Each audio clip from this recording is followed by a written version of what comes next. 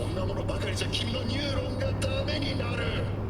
悪魔に魂を売り払ったスターのくだらないインタビュー、高慢な教えをいたずらに広める自分勝手な預言者、インプラントならこれだとうるさく指しすするコマーシャル。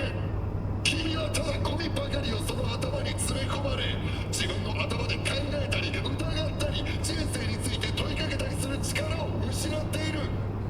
なぜ体を壊してまで仕事を探さなくてはならない？なぜ無限に借金を返さねばならず、大金持ちより高い税金を払わなければならない？なぜ我々はナイトシティのギャングより警察の方を恐れているのだ？テレビの電源を切れ。そう、今すぐだ。そして窓の外を見て、どれだけのスクリーンから光が消えたかを数えるんだ。仲間はその数だけいる。我々が意を決して放棄したらどうなるか、よく考えるのだ。その日は必ず訪れる。君が思うより早くな。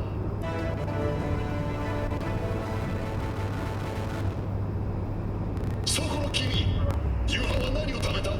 チューブから出たスコップペーストやミートスプレーか？黄ばんだ水道水と高果糖シロップか？コーポの連中がどんなものを食ってるか教えてやろう。驚くな。綺麗な皿に盛られたレアステーキとロブスターに、サンセイユが今ほど降らなかった時代のブドウで作られたワインだ。それを聞いて君はこう言うかもしれない。持てるものと持たざるものの区別は大昔から存在していたと。人類はかつて死を目前にすると誰もが平等だったものだ。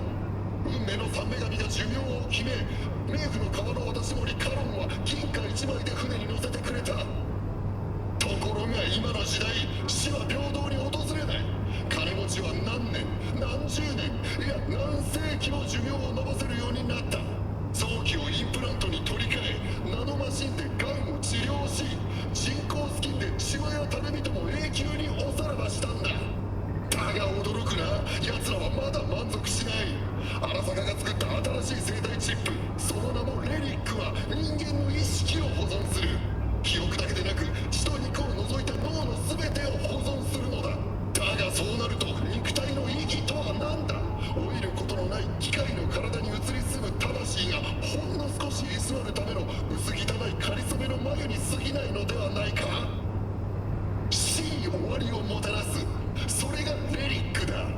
1% のそれまた 1% の超富裕層がそのチップで地上に自分たちの楽園を築くんだ。入り口には首都ペトロの代わりに魂の値段を示す会計端末が待っている。では我々うだつの上がらないナイトシティの一般市民はどうなると思う？奴らがニューオリンポスの高層ビル群で暮らす傍ら、こっちは這いつくばって路上に落ちてきたクソを食わされる毎日を送ることになる。これが最後のチャンスだ。このまま眠ったまま崖から落ちるつもりか？目を覚ませ。諸君立ち上がれ。今こそ金持ちどもの胸ぐらをつかみ、目に物を見せてやる時なのだ。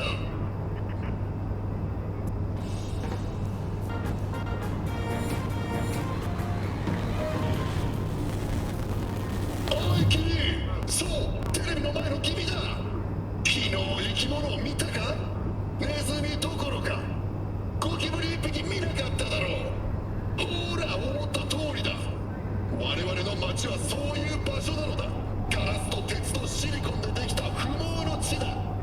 政府や企業はその方が我々のためだという。鳥インフルやら豚インフルやら悲惨な病気がまた流行ったら困るだろうとな。諸君、あんな連中の言うことを鵜呑みにしていいのか？目を覚ませ。考えてみろ。軌道上に都市を建設し、集積回路に人の魂を詰め込み、全能の AI を生み出せるのに、たかがインフルエンザのワクチン一つを作れないなんてことがあるか？なぜだと思う？企業は自然を破壊したいんだ。自然は奴らに何の収益ももたらさないからさ。だから人工培養の鶏肉やラボ育ちの野菜を食わされるんだ。光合成まで商標登録されるなんてな。いいか、奴らの時代は終わりだ。これ以上好き勝手にさせてはダメだ。6度目の滅びの時が訪れる前に何とかして食い止めるのだ。食べ物だけじゃない、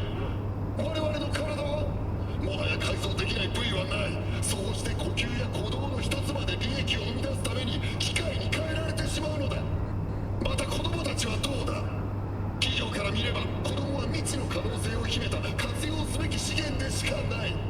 テクノファシストの権力者どもはいずれ子供を作るのは当然の権利じゃない、金を払って手にすべき選ばれし者の特権だとそう言い始めるに決まっている。諸君の飲み水や食べ物には化学物質が入れられている。培養基で子供を大量生産する時代を実現するために卑劣な方法で我々の繁殖力を抑制管理しようとしているのだ。諸君目を覚ませ。そこから抜け出すのだ、手遅れになる前に。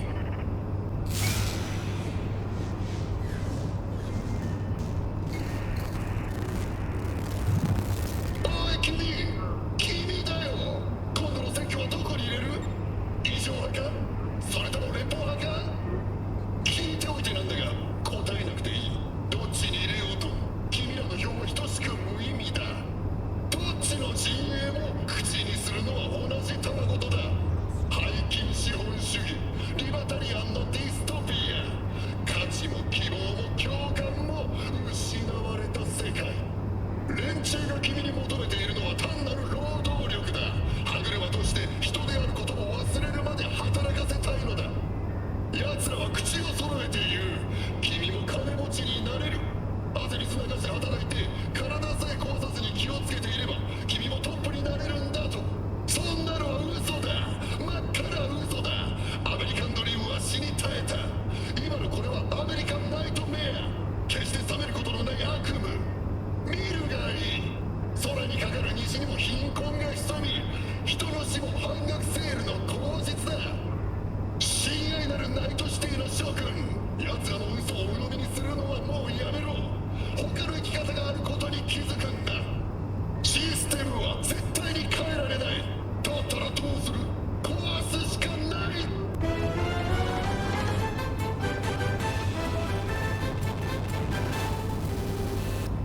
おめでとう。君がこれを見てるなら君は生き延びたということだ。寝ている間にイカれた奴に押し入られて刺されたり、駅に向かう途中で底辺のクズ野郎に銃を向けられたり、買い物に行った店でサイバーサイコに八つ裂きにされたりすることもなかった。シティのお偉方はどうしようもないの一点張りだ。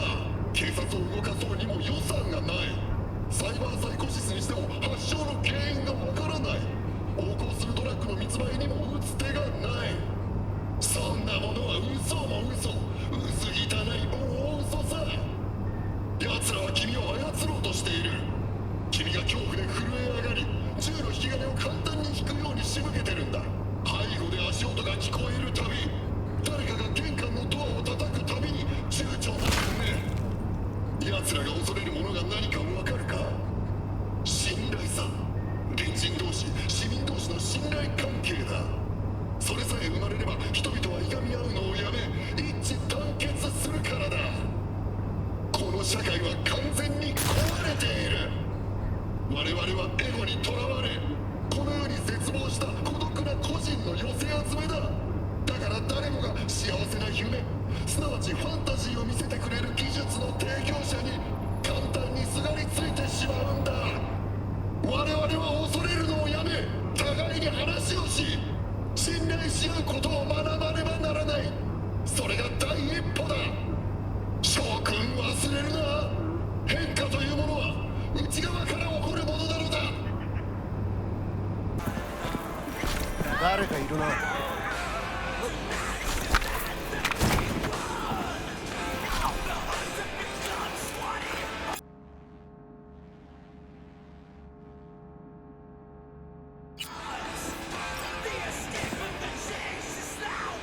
連中はバッドランズをトラックで横断するのだ。